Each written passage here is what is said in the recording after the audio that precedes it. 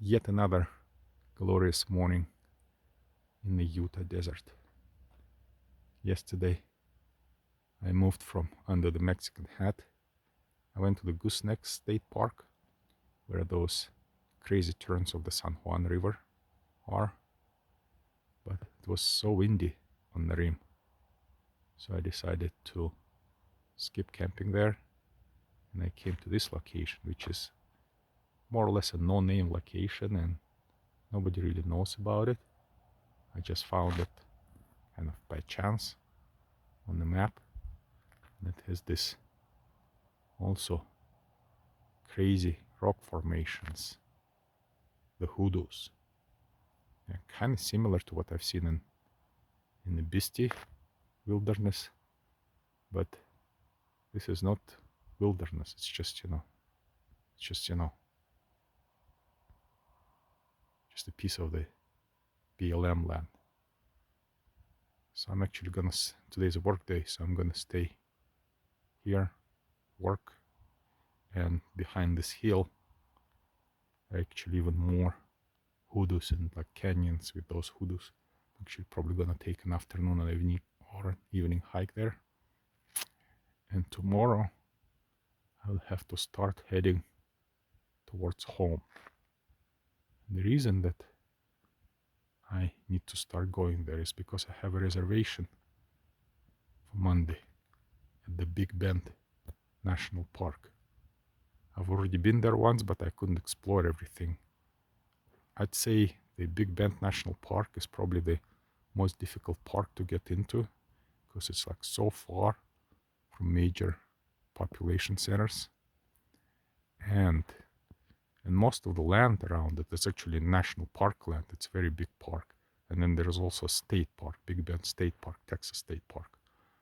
So because of that, you cannot really, wild camp there or disperse camp. So all the camping there, even dispersed camping, it's paid and it's by reservation only.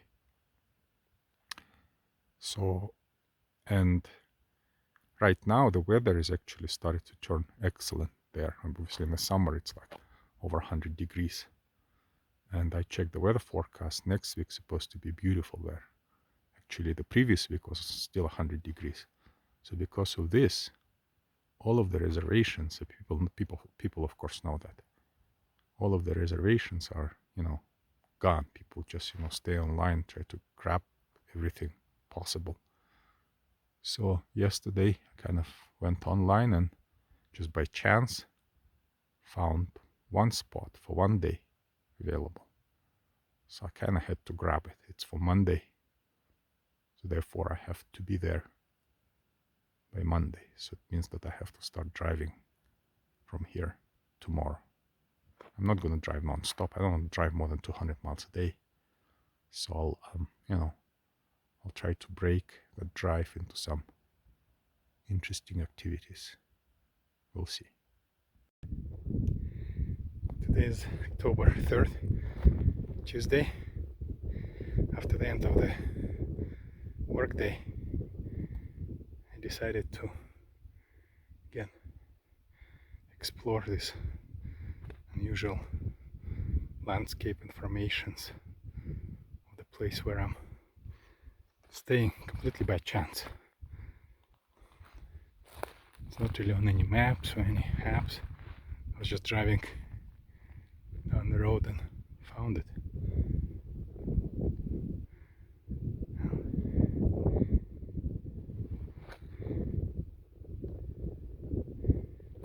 Interesting. I think I'll try to fly my drone here. It's a BLM land, so, and again, it's not protected, it's not a wilderness.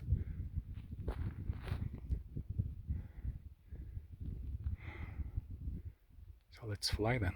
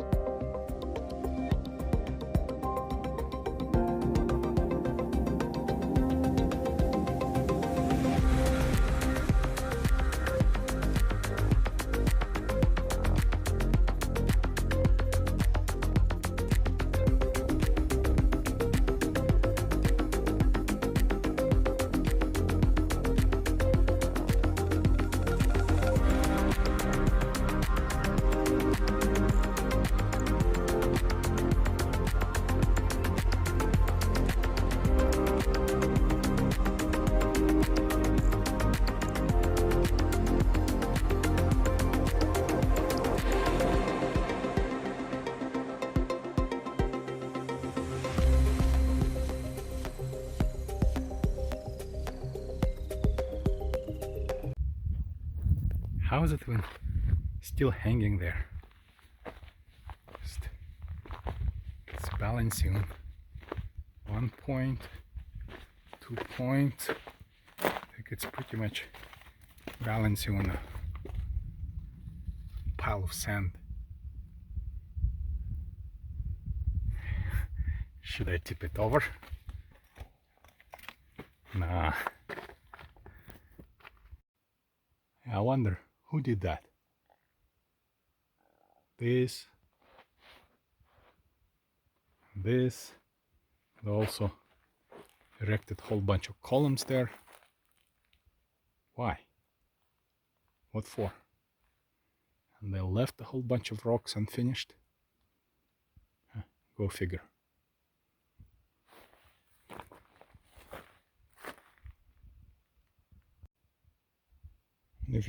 And if you look up close, it looks even stranger.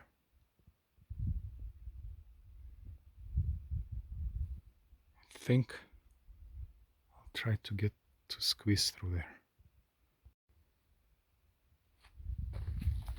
Yep. Again, it's a maze.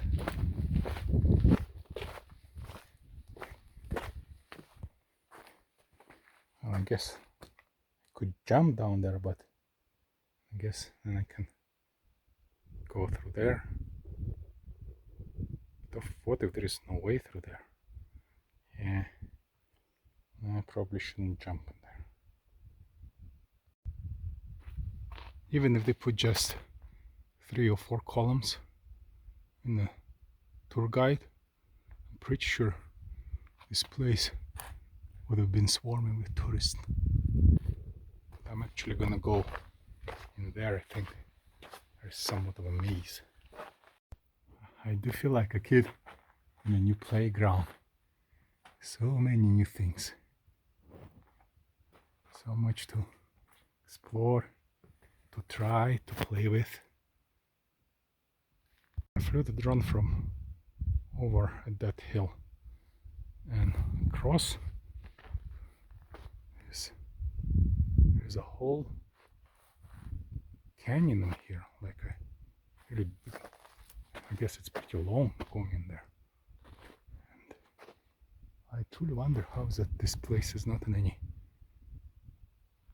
tour guides, tour books. Well, I guess I think it's actually for the better. And I'm just gonna keep it this way.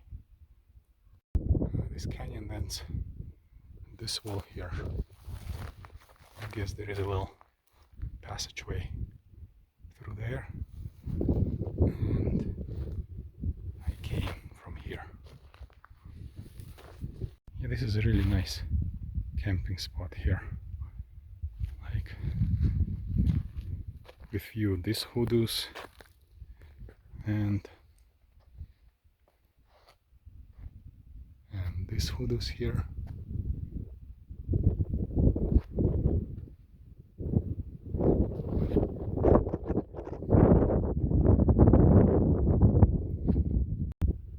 Today is Wednesday, October 4th. This is my last day in this beautiful state of Utah.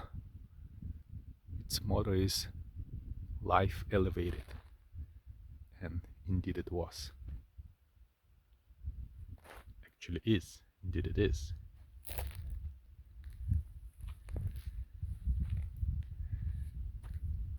I'll for the next 3 days I need to cover, it's about 600-700 miles.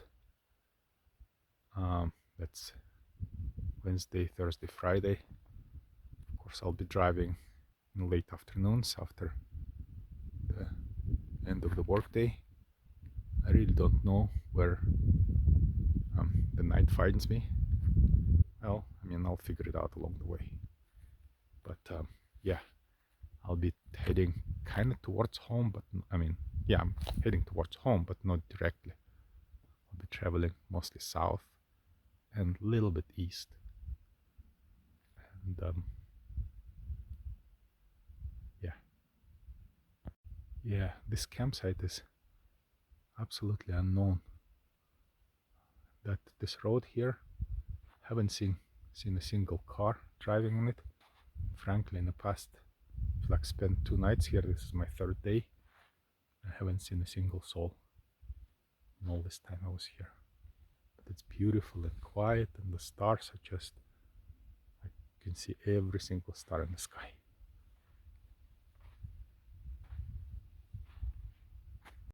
During this trip, the satellite internet, the Starlink, helped me tremendously. So without this, it would have been like very stressful. I've tried doing it during the pandemic.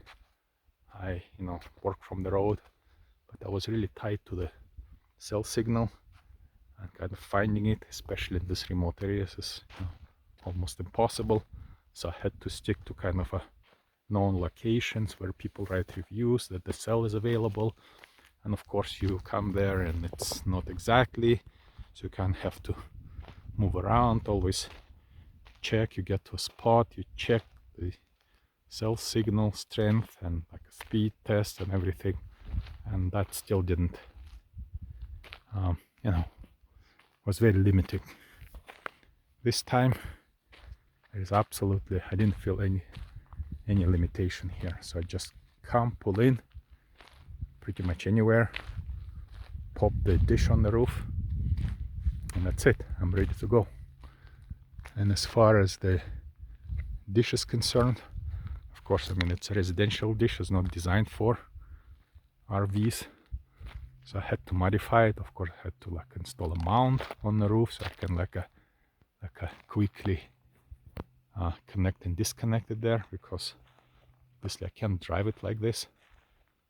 And yeah, I actually made a special connection on the roof. I had to modify cables to make special connections on the roof. It's really easy plug and play. Just plug it in, go up there with a ladder, plug it in, and inside actually run all the cables and the wires. And I had to modify the power supply so it works off of my batteries. And yeah, but right now it's very easy. Just set up a ladder, just go climb there, install the dish, plug it in, flip a switch inside, and that's it. In like 3 to 5 minutes it boots up and you're online. So like very easy, and it helped a lot this time. And of course, the only limitation for Starlink is it has to have a clear unobstructed view of a northern sky, so there shouldn't be any tall trees around. I think clouds are actually okay, trees are not. And yeah, so, but since I'm traveling in this kind of states with not a lot of trees like you, kind of almost like specifically actually chose these areas so that I knew that there's not going to be a lot of obstructions here. Colorado, I guess there you had to be a little bit more selective in terms of which campsite you pick, but I'm pretty sure it's still doable. But over here it's like pretty much anywhere, unless you like park deep in the canyon. But other than that, it worked out perfectly this time. Just before leaving the area for good, I decided to take one last hike, and this is it's somewhat of a different direction, and I still see this amazing hoodoos. I think they are like everywhere here. Let's see what's over that shelf or ledge or... Oh yeah, even more.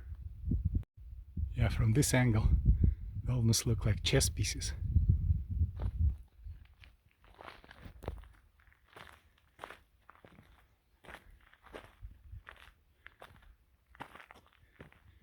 I think it's some kind of like a fantasy movie where there's like chess pieces. I think like Harry Potter, like stone chess pieces.